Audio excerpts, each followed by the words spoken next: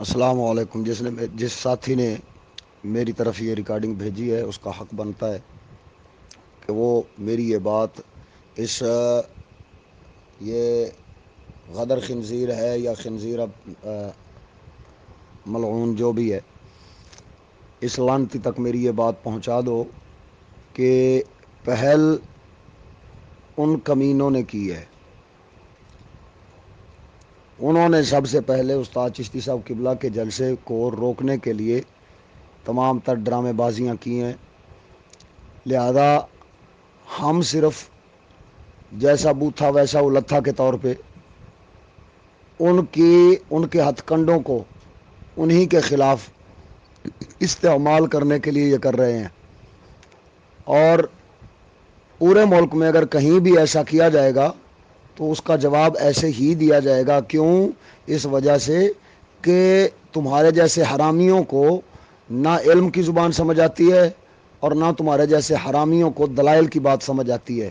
ہٹ دھرم اور ضدی لوگوں کو پھر انہی کی زبان میں سمجھانا پڑتا ہے۔ جب وہ جگہ گیری دکھاتے ہیں تو پھر ان کو اپنی طاقت دکھانا وہ لازمی اور ضروری ہو جاتا ہے۔ اس وجہ سے یہ کر رہے ہیں۔ یہ جو نظام اور یہ جو قانون غیر اسلامی بنا ہوا ہے، اس غیر اسلامی نظام اور قانون کو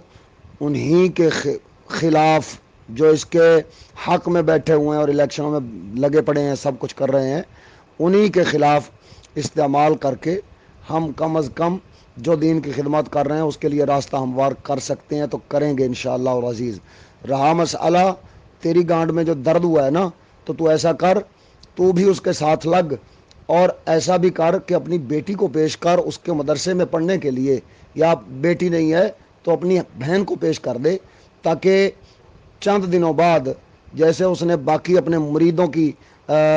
بیٹیوں کے ساتھ کیا ہے وہ تیری کے ساتھ بھی ہو، اور پھر جو ہے نا تجھے احساس ہوگا کہ وہ کیسا ذلیل النفس شریر النفس انسان ہے، اس نے کیا کیا ہے اور کیوں کیا ہے، اور وہ اپنی ذاتیات کے لیے، دین کے لیے نہیں، ذاتیات کے لیے وہ کس طرح کی گھٹیا چالیں چلتا ہے، وہ میں سمجھتا ہوں، کیونکہ اس سے رشتہ داریاں بھی ہماری ہیں اور اس سے قریب سے ہم نے دیکھا ہے کہ وہ کیا چیز ہے اور وہ کیا کرتا ہے۔ لہذا تو درمیان میں مداخلت کرنے کے لیے کود پڑا ہے، تجھے سستی شہرت کے لیے